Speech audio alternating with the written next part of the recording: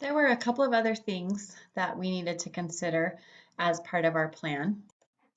We needed to make sure that we had a system in place for the students that come to us that are credit deficient. And then we also needed to figure out what the Math Essentials courses were going to look like and who was going to develop them and how they would be loaded into the online system. If we go back and look at the map of the order that students should take math classes in, um, there's an important thing to understand, and that is that the Math Essentials classes can be taken at any time during the year, and there's not a specific time frame for those classes. So if we have a student that is in 11th grade and they come to us and they don't have Math 1 or Math 2 completed yet, we will start them in the Math 1 Essentials course and we will have them work through that as quick as possible. And then as soon as they are done with the Math 1 Essentials course, they can move into the Math 2 Essentials course within the same year so that they can catch up and be ready to take the practical math course in their senior year for that third year of math credit. Because this math plan was something that I initiated and came up with, I volunteered to develop the Math 1 Essentials course. And so to do that, what I did is I took the Math 1 state core and I went through the core and picked the very most important topics or standards. And then I created units and I broke the work into 4 different quarters. So in quarter 1, students will do unit 1 and unit 2. At the end of doing each of the lessons within the 2 units, they will take a competency test, and as soon as they can pass that competency test, they are allowed to move on to the next quarter's worth of work.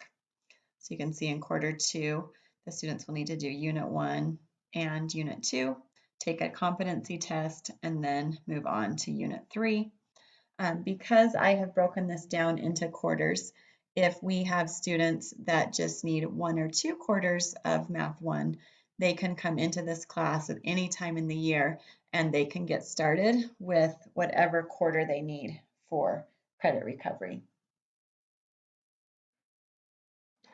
For each of the lessons in each unit, I will put together a video where I provide some direct instruction, and also the students will need to do an assignment while they are watching the video, and then at the end of the video they will turn in a quiz where they do a few problems on their own for me to grade and give them some immediate feedback on.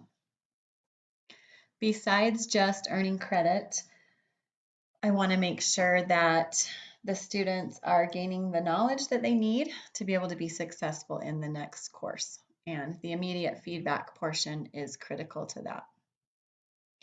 I will be uploading all of these lessons into a course shell, and then students will be put into the class and can get started whenever they are ready. There will be set class times each day where students come in and get extra help on any of the lessons that they didn't understand, or on any lessons where they turned in a quiz and I graded it and I found that they needed a little bit of extra help. So basically with this plan, I was able to take a situation in a school that wasn't ideal for students, and that situation was not meeting our students' needs. And so I came up with a plan that took into consideration what all of our needs were and how we could best meet each of those needs. If we end up with a student who is really credit deficient, and it is a student that we can see is just not going to be able to earn the credits they need for high school graduation, I will refer them to our transitions counselor, and he will give them some guidance on some other options or some other things that they can do um, besides just being in our school and not being able to graduate. And we do have that situation. We have a lot of 11th and 12th graders who come to us and they only have 1 or 2 credits and they are in their junior or senior year, and just in all reality it's just way too much for them to be able to make up the credits they need to graduate. And so our transitions counselor is something that was new um, in the 2017-2018 school year, and we will be continuing that in the 2018-2019 school year. And our school has also hired a assistant for the transition counselor, a credit recovery mentor. So I'm really excited about next year, and I hope that this plan goes well. And I know that with a plan, there's always going to be some learning that happens once it's implemented, some things that we didn't think about, um, and there will probably be a few adjustments that need to be made. But as far as right now, it seems like a really solid plan.